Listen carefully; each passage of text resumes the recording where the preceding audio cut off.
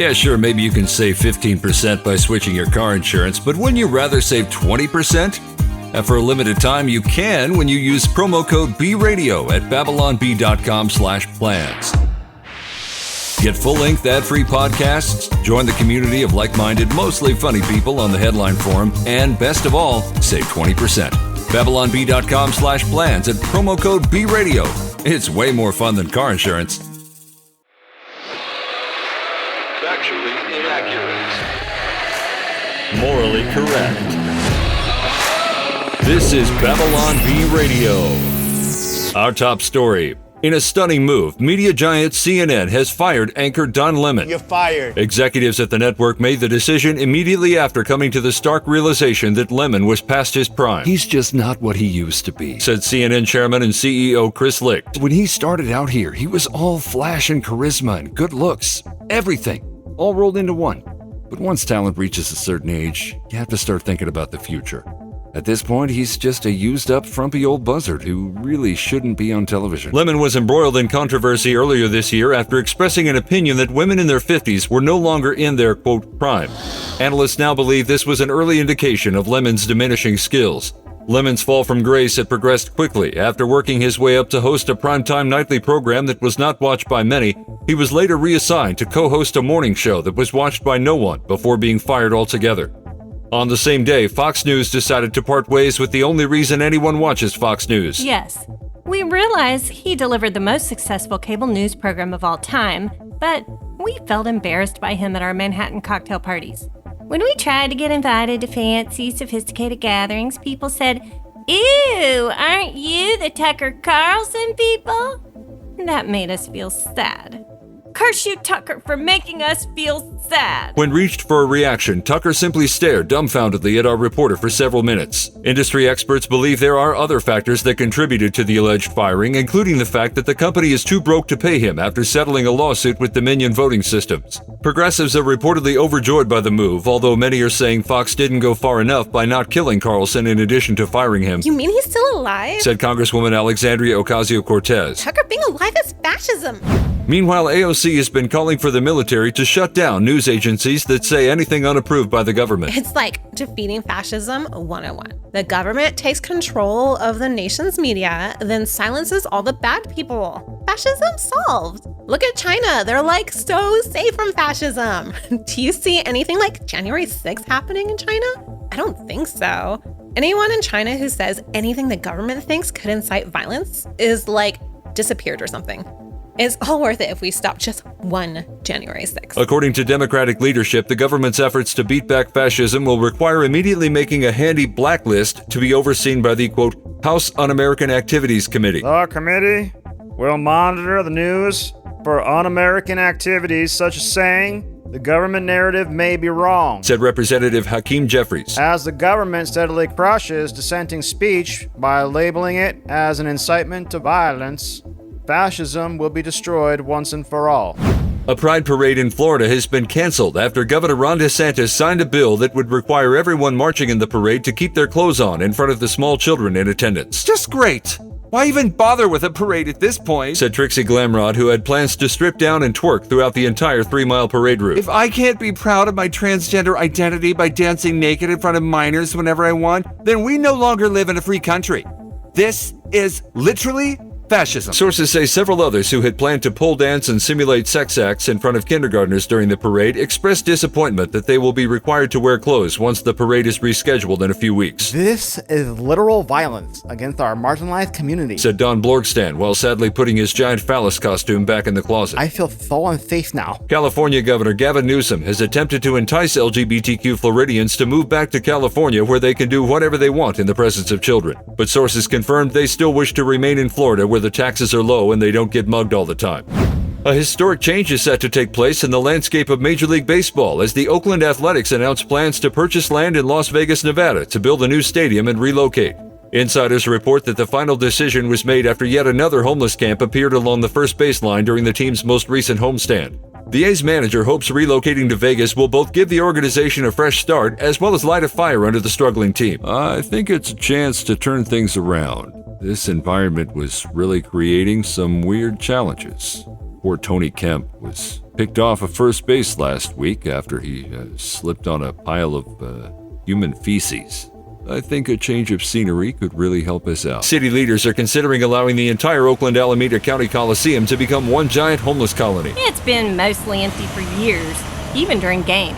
If the stadium already smells like urine and is infested with rats, why not just let nature run its course? A's executives expressed confidence that relocating their players to a city full of hedonism, excess, and gambling would yield great results.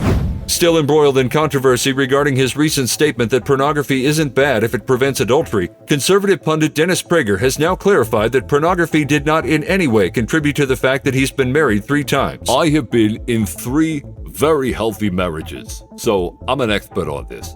My ex-wives could tell you that porn had no detrimental effects whatsoever on any of my several marriages. Despite Prager's assertions, many conservatives are still calling into question the wisdom of normalizing pornography in marriages. I'm no psychologist or marriage counselor, said PragerU subscriber Jeff Clark. but I'm pretty certain viewing pornography is pretty horrible for a marriage or romantic relationship of any kind. My wife sure hates me. Seems like the type of thing that could, I don't know, lead to getting divorced multiple times. Again, I'm not an expert, I'm just asking questions. Prager continues to stand by his statement. Come on, lighten up. What's a little harmless lusting over other women that aren't your wife?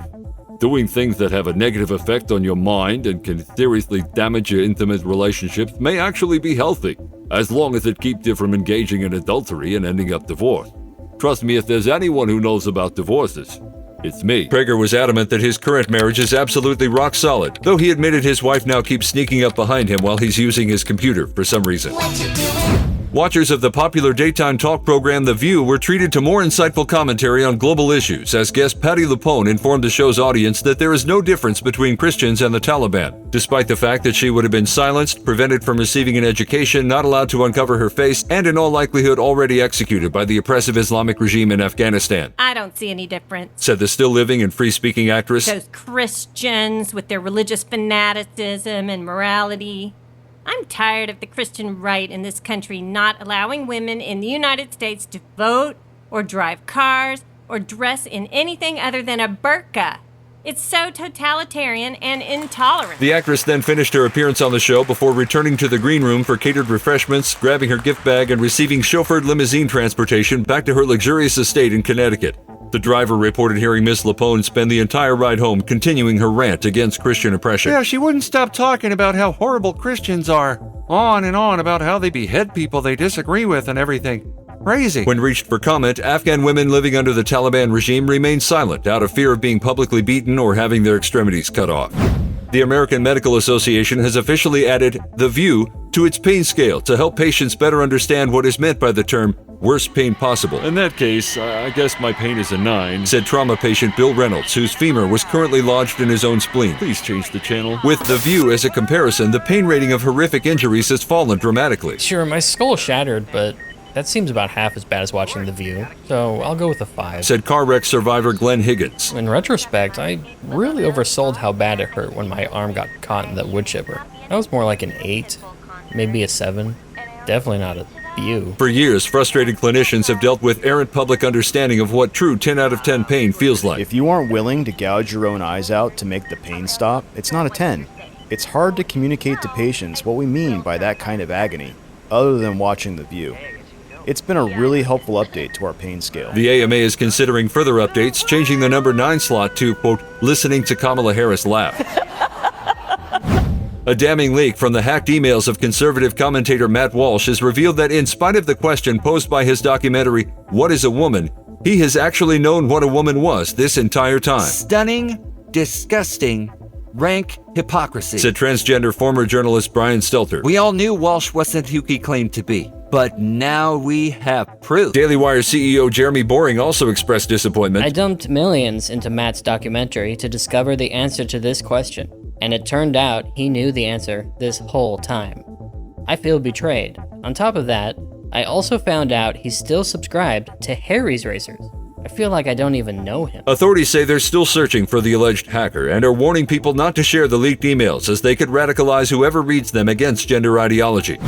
Shortly after the loss of blue Twitter checkmarks, an elderly man named Joe was caught impersonating the President of the United States, This is exactly the sort of thing we warned Elon about. said Alyssa Milano, mourning the loss of her own checkmark. What if people really thought this demented old geezer was president? Millions could die. Users reported the suspected presidential impersonator within hours of the verification policy change, No way this is real. said one German Twitter user. My English is not so good, but I am sure this man is not speaking real sentences. Plus, he just confused a rugby team with a terrorist organization. What if someone thought this account was real? Sources at Twitter have apologized for the algorithm flagging the bizarre ramblings of an old man as obviously incongruous with his claimed identity, admitting there are still kinks to be worked out. At airtime, reports had surfaced of multiple hospitalized elderly people claiming to be U.S. senators. B Radio features officially curated content from the Babylon Bee, scripted, voiced, and produced by Austin Robertson. Additional voices in this episode from Bettina, Dan, Kristen, and Travis. Don't miss an episode. Subscribe to B Radio on YouTube, Spotify, iHeart, or wherever you get your podcasts.